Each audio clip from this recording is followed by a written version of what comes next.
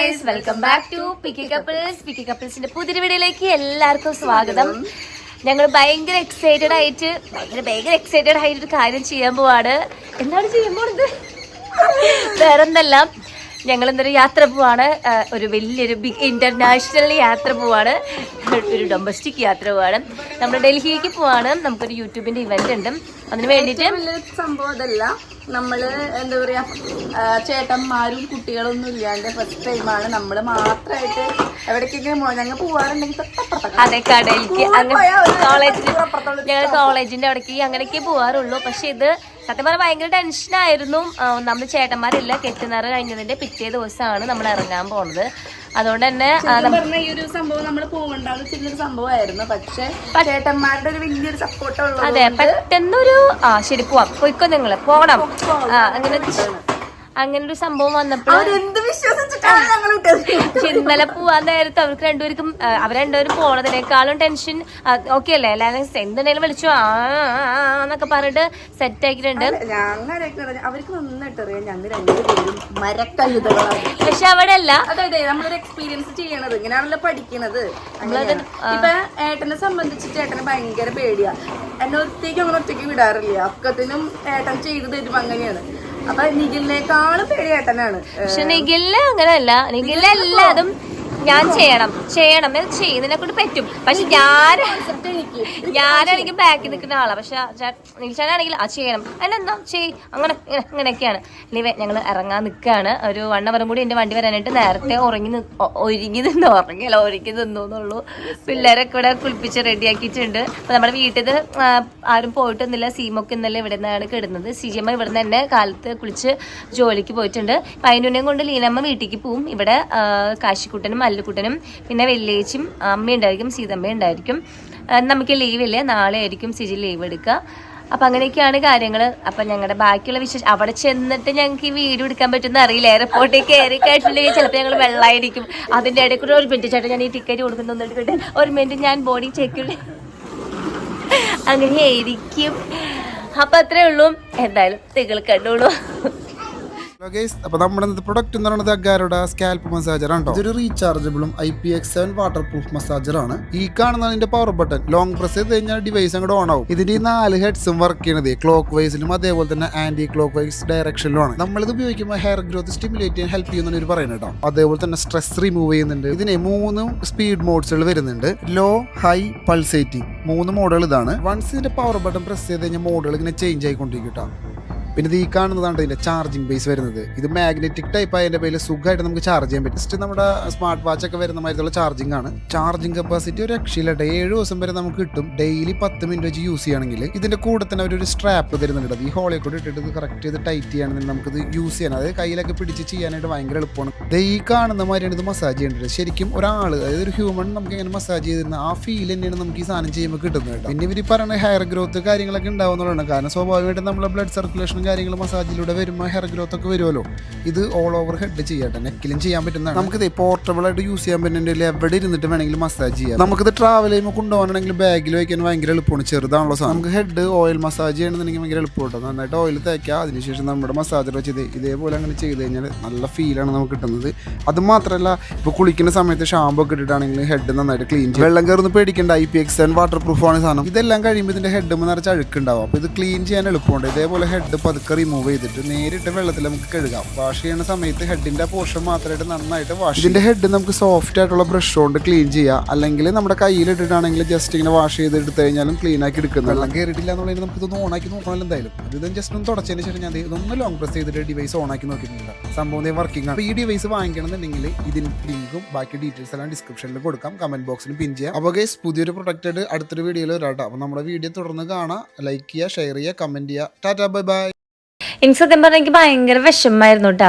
അതിന് പ്രധാന കാരണം പിള്ളേരില്ല, അതേപോലെ തന്നെ നിഖിൽ ചേട്ടനോ നിധി ചേട്ടനോ ഒന്നും ഇല്ല.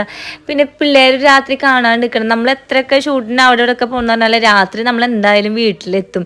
പിന്നെന്ന് വെച്ചാൽ ഒറ്റയ്ക്ക് പോകുന്നതിൻ്റെ ഒരു ചെറിയൊരു പേടിയുണ്ട്. അത് ഇവിടെ അടുത്തേക്കോ അല്ലെങ്കിൽ ട്രെയിനിലോ അല്ലല്ലോ, നമ്മൾ ഫ്ലൈറ്റിൽ പോകല്ലേ. അപ്പം എനിക്കാണെങ്കിൽ ഫ്ലൈറ്റിലത്തെ പ്രൊസീജിയറൊന്നും ഇതുവരെയായിട്ട് ഞാൻ ഫേസ് ചെയ്തിട്ടില്ല. അപ്പം അതിൻ്റെതായൊരു ടെൻഷൻ എന്തായിരിക്കും, എങ്ങനെയായിരിക്കും എന്നുള്ളതൊക്കെ ഉണ്ട് മനസ്സിൽ. ആദ്യമായിട്ട് ആയിട്ടാണ് പോണത്. അപ്പം ഞാൻ എല്ലാവരുടെ പോയവരോടൊക്കെ ഞാനിങ്ങനെ ചോദിച്ചറിഞ്ഞു എങ്ങനെയാണ്, അങ്ങനെയാണോ ഇങ്ങനെയാണോ. നീലി ചേട്ടനോടൊക്കെ ഞാൻ ഫീഡ് ചെയ്ത് വെച്ചിരിക്കുക കേട്ടോ. എൻ്റെ തലയിൽ ഇവിടെ പോയിട്ടുണ്ടെങ്കിൽ ഇങ്ങനെ. അപ്പോൾ ഇത്രയ്ക്ക് ടിക്കറ്റ് കൗണ്ടർ, അതായത് ടിക്കറ്റ് അടിച്ചു തരുന്നത് 1 to 15 എവിടെയൊക്കെ നോക്കണം നമ്മൾ. അതാകെ ഭയങ്കര ടെൻഷനായിരുന്നു എനിക്ക്.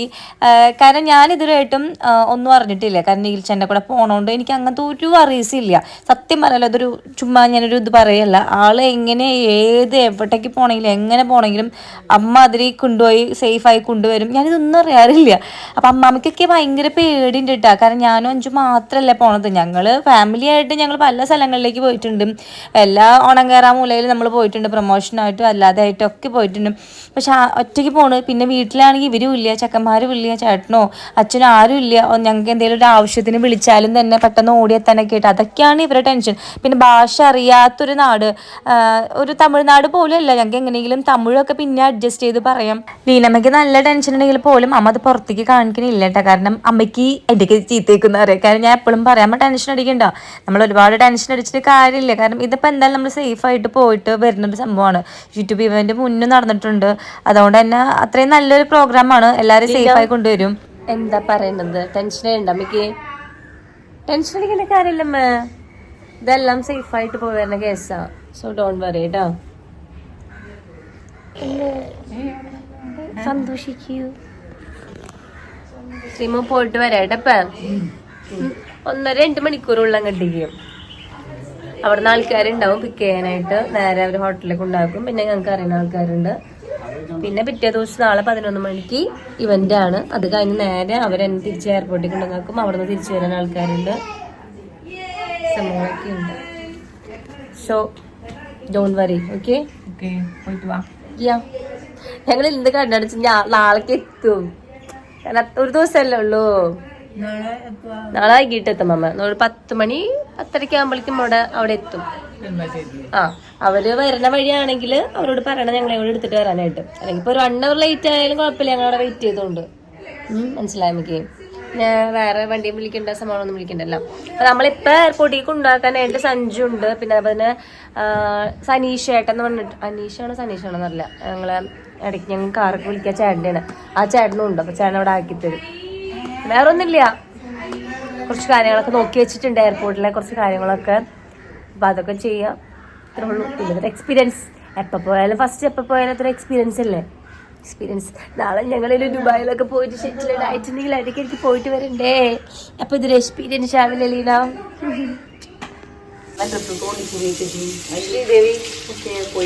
ടെൻഷൻ ഉണ്ടോ? എന്തിനാ ടെൻഷൻ? നിങ്ങളൊറ്റയ്ക്ക് പോണല്ലോ. അപ്പൊ നിങ്ങൾ പിന്നെ എൻജോയ് ധൈര്യം കിട്ടണം.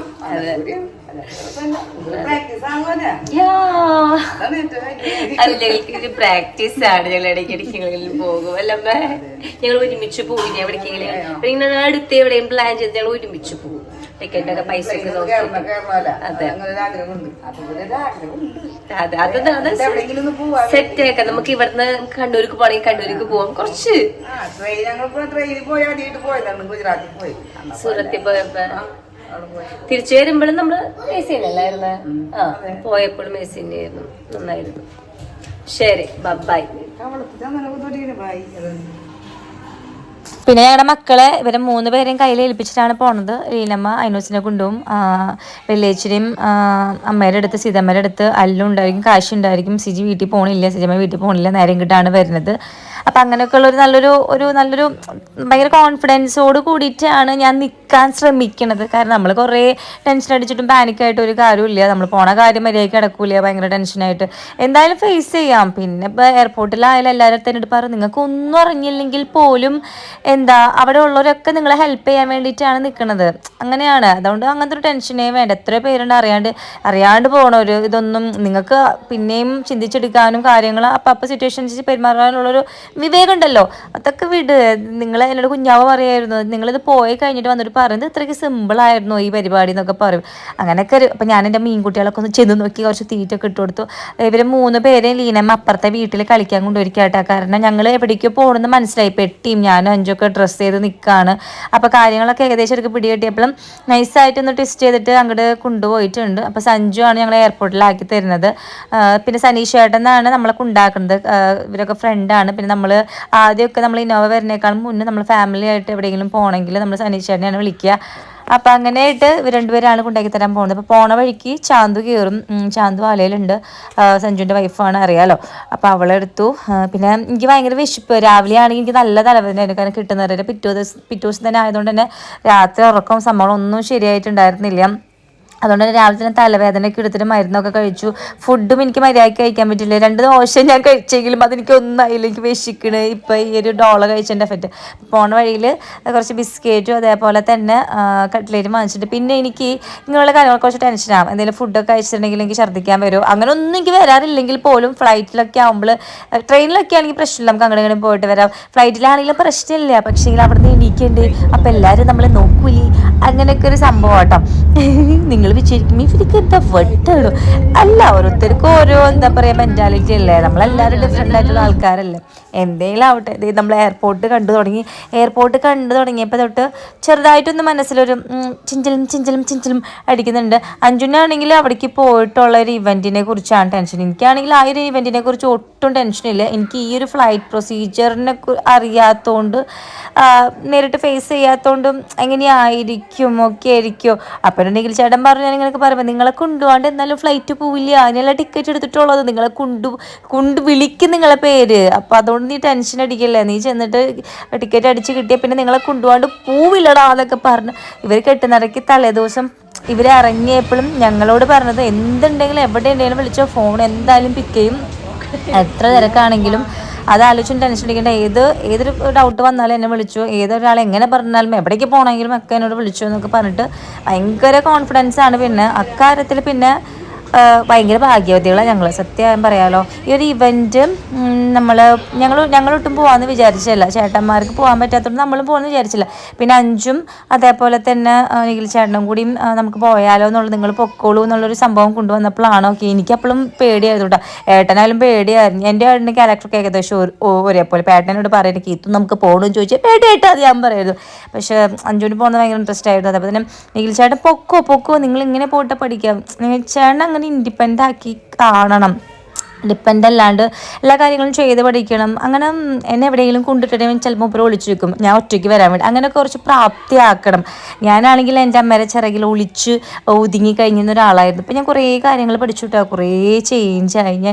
അങ്ങനെ അവിടെ എത്തി ടിക്കറ്റൊക്കെ അടിച്ച് കിട്ടി. അപ്പോൾ ആ കൗണ്ടറിലാണെങ്കിൽ നമ്മൾ അറിയുന്ന പിള്ളേരായിരുന്നു. അപ്പോൾ അവർ നമ്മുടെ അടുത്തൊക്കെ വന്നിട്ട് ഫോട്ടോ ഒക്കെ എടുത്തു, വീഡിയോസ്. അപ്പോൾ അതെനിക്ക് ഭയങ്കര സമാധാനമായി. മീൻസ് നമ്മൾ അറിയുന്നവരാണ് കുറേ പേരുകൾ. അപ്പോൾ ഭയങ്കര സന്തോഷമായിട്ടാണ്.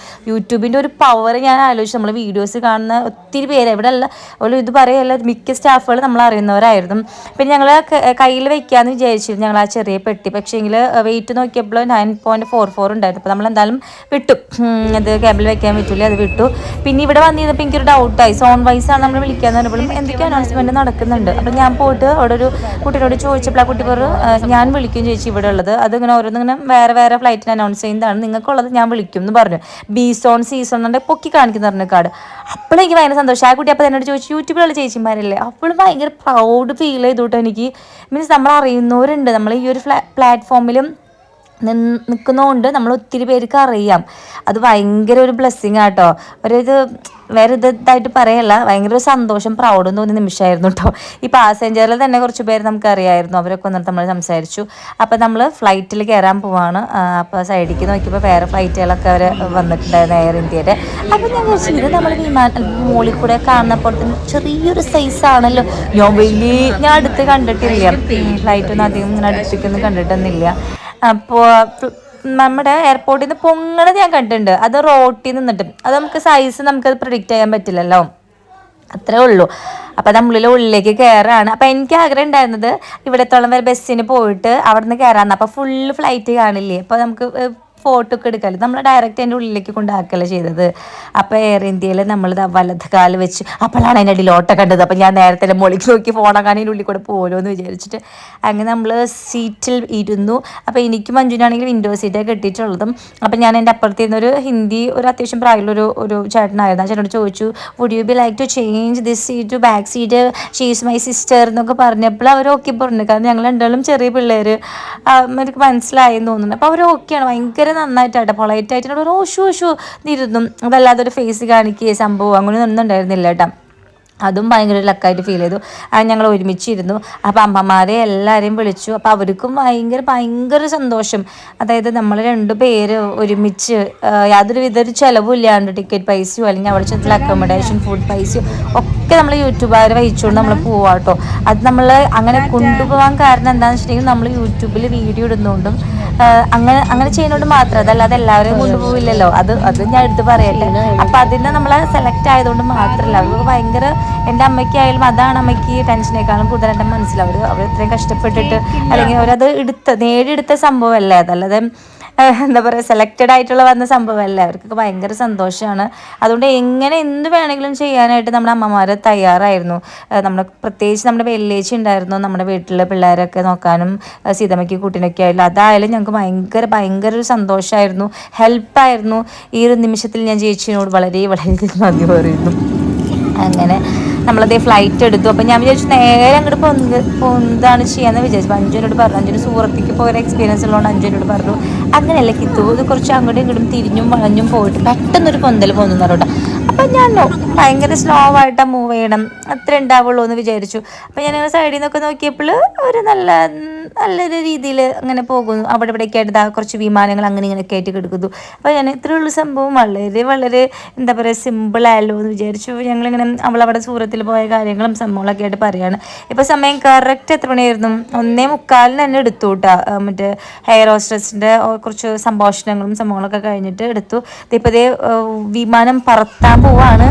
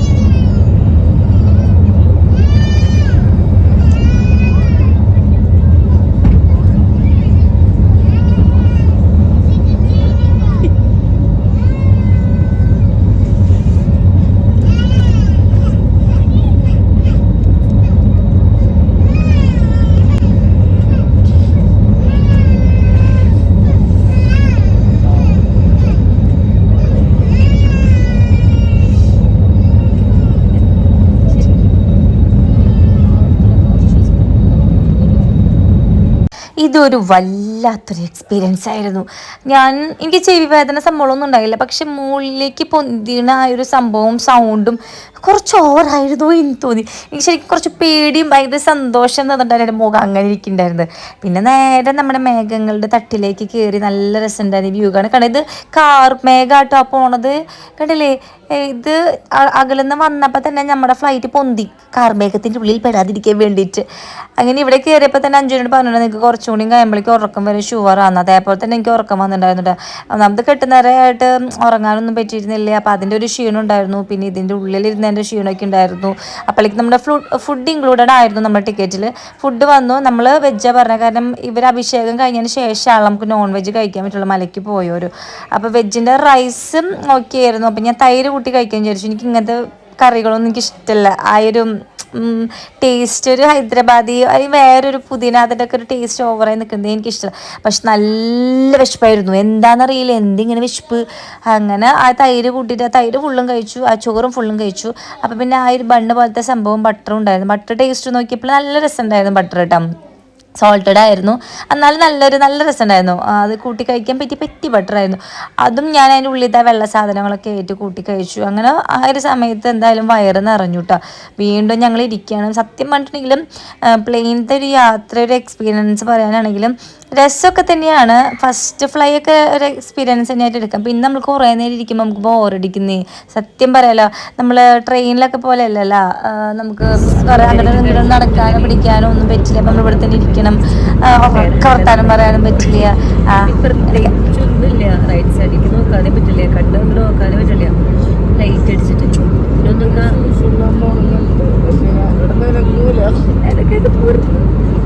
അങ്ങോട്ട് നോക്കി ഒന്നും കാണില്ല. ഫുഡ് അടിച്ച് നോക്കിയാ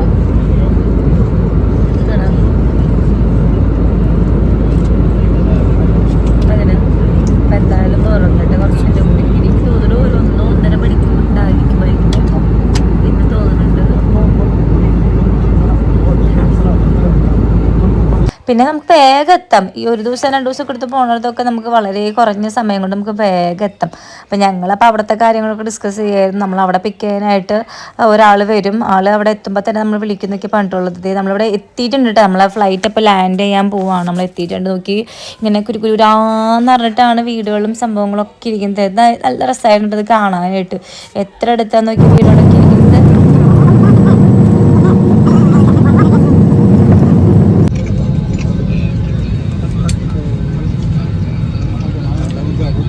നമ്മളങ്ങനെ ഇറങ്ങി ഈ ഒരു ബസ്സിൽ കയറിയിട്ട് ഇപ്പം ഞാൻ ഫ്ലൈറ്റ് ശരിക്കും കണ്ടു കേട്ടോ. ബാക്കിൽ നല്ല രസമുണ്ടായിരുന്നു കാണാനായിട്ട്. നമ്മൾ നേരെ എയർപോർട്ടിലേക്ക് പോകണം. ഇവിടുത്തെ എയർപോർട്ട് ഭയങ്കര വലുതായിരുന്നു എന്ന് ചേട്ടൻ പറയുന്നു. കാരണം കഴിഞ്ഞ പ്രാവശ്യത്തെ ഇവൻ്റെ ചേട്ടനായിരുന്നു പോയിരുന്നത്. അപ്പം ഞങ്ങൾ നേരെ വന്നിട്ട് ഇതിന് പെട്ടിയെടുക്കാൻ നിൽക്കുകയാണ്.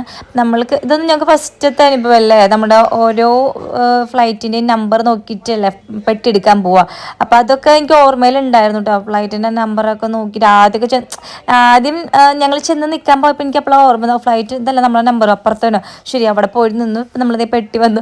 ആദ്യം കണ്ട പെട്ടിയും ഞങ്ങളുടെ തന്നെയാണെന്ന് ഡൗട്ടായിട്ട് അത് വിട്ടു. ശരിക്കും ഞങ്ങളുടെ ആയിരുന്നു.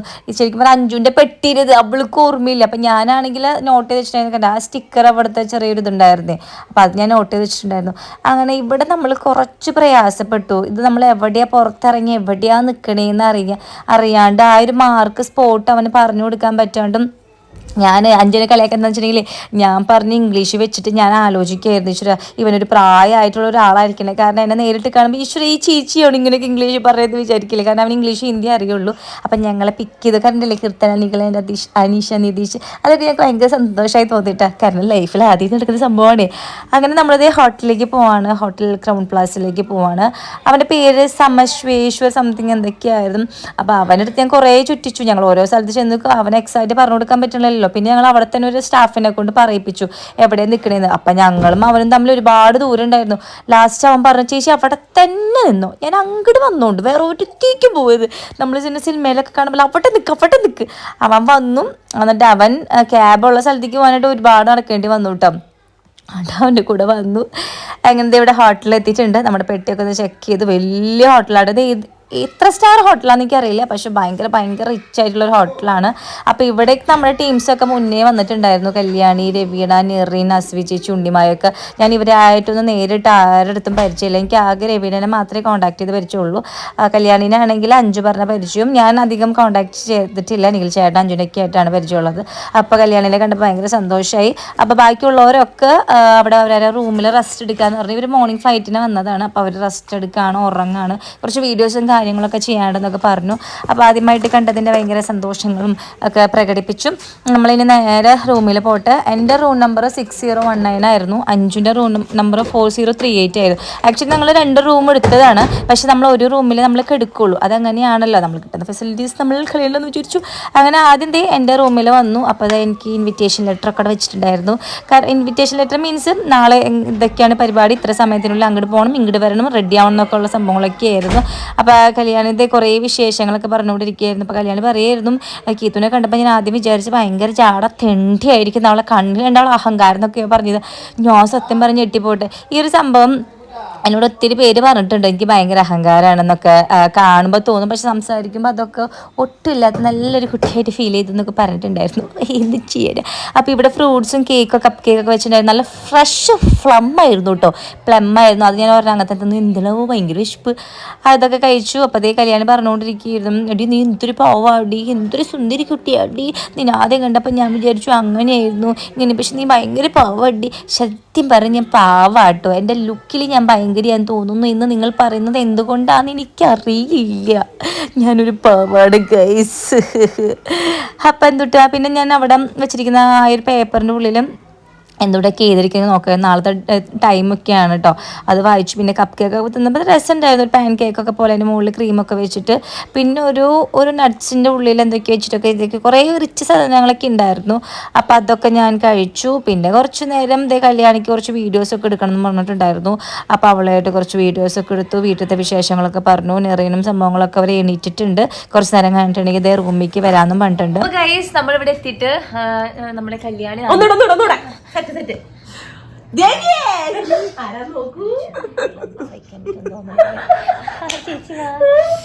അപ്പൊ ഗൈസ് നമ്മളിവിടെ എത്തിയിട്ടുണ്ട്. അപ്പൊ നമുക്കൊരു വിശിഷ്ടപ്പെട്ട അതിഥി ബാക്കിലിരിക്കുന്നുണ്ട്. ഇതാണ് നമ്മുടെ കല്യാണി.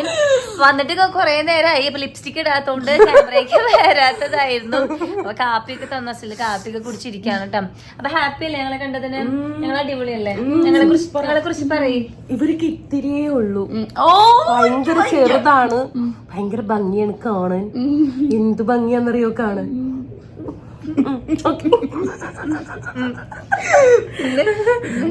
നിന്നെക്കാളും ഭയങ്കര ഡബിള് ചിരിയാ. വരുമ്പോഴും ചിരിച്ചോളും. എന്റെ വീട്ടിലാണ് എന്ത് കോമഡി പറയുമ്പോഴും ചിരിച്ചത് എന്റെ എൻജോയ് ആയിരുന്നു. വേറെ ആളുകൾ കിട്ടിട്ടുണ്ട്.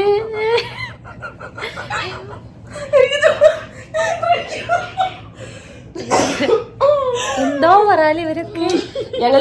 നമ്മളിനി എപ്പോഴാ ഫുഡ് കഴിക്കാൻ പോന്നേ? നിങ്ങൾ വിളിച്ചപ്പങ്ങൾ വരും, അറിയില്ല. ഒരു കരടിക്കുട്ടി കുറച്ച് മുമ്പ് നാരിയല്ലേ എന്നോട് പറഞ്ഞേ നിനക്ക് പാകത്തിന് തടിയുള്ളൂ. ഞാനൊരു കാര്യം പറയട്ടെ, പറയണ്ടാവ്. ഞാനൊരു കാര്യം പറയട്ടെ. എന്താ പറയുക, കല്യാണ റീൽസും ഷോർട്സും ഞങ്ങൾ ഓൾറെഡി ഡിസ്കസ് ചെയ്യാറുണ്ട്. ഇപ്പൊ ഞാനായാലും ഇവളായാലും ഫോണിൽ കൂടെ ഒരുപാട് നാള് മുമ്പത്തെ പരിചയമാണ് ഞങ്ങൾ രണ്ടുപേരും. നമ്മളെല്ലാ കാര്യവും ഡിസ്കസ് ചെയ്യുന്ന ആൾക്കാരാണ്. അപ്പൊ ഫസ്റ്റ് ഇങ്ങനെ ടൈം കണ്ടപ്പോൾ ഞങ്ങൾ ആദ്യമേ തന്നെ പറഞ്ഞു നല്ല മനസ്സിലായി. നമ്മളിപ്പോ വീഡിയോസ് ഒക്കെ ചെയ്യുമ്പോ ഞങ്ങൾക്ക് ഇവിടെ ഇവള് ശരിക്കും ആക്ച്വലി ഭയങ്കര ബബ്ലി ആയിട്ടുള്ള ഒരു ക്യൂട്ട് ഡോളാണ് ഇവള്. വായിക്കല് കത്തിച്ചിട്ടുണ്ട്. എന്തെങ്കിലും മാറ്റി പറഞ്ഞാൽ അതിൽ കാണുന്ന പോലെ തന്നെ നല്ലൊരു എന്താ പറയാ, നല്ലൊരു പേഴ്സണാലിറ്റി, നല്ലൊരു പേഴ്സണാലിറ്റി ഉടമയാണ്. നമ്മൾ ശരിക്കും വീട്ടിലിരുന്ന് സംസാരിക്കുന്ന പോലത്തെ ഒരു ഫീൽ നിങ്ങൾ പറയില്ലേ, നമ്മുടെ സബ്സ്ക്രൈബേഴ്സ് നമ്മളോട് പറയില്ല, അവരെ കണ്ടിട്ടുണ്ടെങ്കിൽ നേരിട്ടും നല്ല എന്താ പറയാ നന്നായി സംസാരിക്കും, വീട്ടിലുള്ളവരെ പോലെ സംസാരിക്കുന്ന ആ സെയിം ഫീൽ ആട്ടോ. ശരിക്കൊരു വീട്ടമ്മയാണ്. പൈസ അവര് പോകുന്നില്ല, ഇനിയും തരാം പൈസ. പിന്നെ കുറച്ച് നേരം കുറെ നോണയും പരദൂഷണങ്ങളൊക്കെ പറഞ്ഞു. നെറീൻ അവരും വരാൻ വേണ്ടി വെയിറ്റ് ചെയ്യാണ് ഫുഡ് അടിക്കാൻ പോവാനായിട്ട്. അപ്പോഴേക്കും അവരെത്തിയിട്ടുണ്ട്, രവീണൊക്കെ എത്തിയിട്ടുണ്ട്. അവരൊക്കെ സംസാരിച്ചു. നമ്മൾ നേരെ പോവാട്ടോ. അപ്പൊ നെറീന്റെ ഫ്ലാറ്റിൽ നോക്കിയിട്ടുണ്ടെങ്കിൽ നെറിന്റെ റൂമിൽ നിന്ന് താഴത്തേക്ക് നോക്കി ഒരു കല്യാണം നടക്കുന്ന കണ്ടുട്ടോ. അപ്പൊ നമ്മൾ ഫുഡ് അടിക്കാൻ പോകുന്നതിന് തൊട്ടടുത്ത് തന്നെയാണ് ഒരു കല്യാണം. അപ്പം ഞങ്ങൾ വെച്ചാൽ രാത്രിയായാലും ഇവിടുത്തെ കല്യാണമാണോ റിസപ്ഷൻ ആണോ എന്ന് അറിയില്ല. അപ്പം അതൊക്കെ ഒന്ന് കുറച്ച് നേരം പോയിരുന്ന് കണ്ടു. ഫുഡ് അടിക്കാൻ പോട്ടെ, എനിക്ക് ഫുഡ് അടിക്കാൻ പോകാനായിട്ട് വിശക്കുന്നുണ്ടെങ്കിൽ യാതൊരു വിധ താല്പര്യമില്ല. കാരണം വെജല്ലേ ഗായ്സ്, അവരൊക്കെ ബടക്കോ എന്ന് പറഞ്ഞിട്ട് ഓൾറെഡിക്ക് എൻ്റെ മുന്നിൽ ഇരുന്നിട്ട്. അപ്പോൾ ഫ്രണ്ടിൽ പോണ്ടാണ് പ്രദീപ്. നമ്മുടെ കാര്യങ്ങളൊക്കെ സംഭവങ്ങളൊക്കെ കോർഡിനേറ്റ് ചെയ്ത് യൂട്യൂബിൻ്റെ കാര്യങ്ങളൊക്കെ കോർഡിനേറ്റ് ചെയ്തത് പ്രദീപായിരുന്നു. അപ്പോൾ ഇവിടെ എത്തിയപ്പോഴാണെങ്കിൽ അസ്വി ചേച്ചി ഉണ്ണിമായൊക്കെ ഉണ്ടായിരുന്നു കേട്ടോ. അപ്പോൾ അവരായിട്ടൊക്കെ സംസാരിച്ചു. ഞാനിപ്പോൾ കുറച്ച് റൈസും എന്തോ ഒരു പയറ് കറി എടുത്തു. ഇതൊന്നും ഞാൻ കഴിച്ചില്ല, എനിക്ക് വേണ്ടായിരുന്നു. എനിക്ക് നല്ല വിശപ്പുണ്ടെങ്കിൽ എനിക്ക് വേണ്ടായിരുന്നു. അങ്ങനത്തെ ഇവർ രണ്ടുപേരുടെയൊക്കെ ഹായ് പറഞ്ഞ് കുറച്ച് കുശലങ്ങളൊക്കെ പറഞ്ഞതിന് ശേഷം ഞാൻ കുറച്ച് കേക്കൊക്കെ എടുത്ത് കഴിച്ചു. എനിക്ക് മധുരം ഇഷ്ടമില്ലാത്ത ഞാൻ കേക്കൊക്കെ എടുത്ത് കഴിച്ചു. കഴിച്ചു. പിന്നെ എന്തൊക്കെയോ ഒരു ആലുപ്പുറത്തുണ്ടായിരുന്നു, അതും ഒരെണ്ണം കഴിച്ചു. പിന്നെ നേരെ വാഷ് ചെയ്യാൻ വേണ്ടിയിട്ട് വാഷ്റൂമിൽ വന്നപ്പോഴാണ് ഇവിടുത്തെ കസരത്തുകൾ കണ്ടത്. എല്ലാവരും മിററിൽ നോക്കിയിട്ട് വീഡിയോസും കാര്യങ്ങളൊക്കെ എടുക്കുകയാണ്. അപ്പം അങ്ങനെ വീഡിയോസും കാര്യങ്ങളൊക്കെ എടുത്തു. രസമായിരുന്നു കേട്ടോ. എനിക്ക് എന്താ പറയുക, ഭയങ്കര ഒരു മറക്കാൻ പറ്റാത്തൊരു നൈറ്റ് തന്നെയായിരുന്നു. നമ്മളൊട്ടും പ്രതീക്ഷിക്കാത്ത ആൾക്കാർ നല്ല രീതിയിൽ ബിഹേവ് ഒക്കെ ചെയ്യുമ്പോൾ അടിച്ചു പൊളിച്ചു ഞങ്ങൾ. അപ്പം ഇവന്റിന്റെ വീഡിയോ എന്തായാലും ഉടനെ ഇടുന്നതായിരിക്കും. അത് കഴിഞ്ഞിട്ടായിരിക്കും നമ്മൾ കെട്ടുന്നവരെ വീഡിയോ ഇടുക ഗൈസ്. അപ്പം അത്രേ ഉള്ളൂ നമ്മുടെ ഇന്നത്തെ വിശേഷം. എല്ലാവർക്കും ഇഷ്ടമായിട്ടുണ്ടെങ്കിൽ നമ്മുടെ ചാനൽ ലൈക്ക് ചെയ്യണം, ഷെയർ ചെയ്യണം, സബ്സ്ക്രൈബ് ചെയ്യണം. അടുത്ത വീഡിയോയിലും കീത്തു വീണ്ടും വരുന്നതായിരിക്കും. അതുവരെ എല്ലാവർക്കും tata bye bye, see U.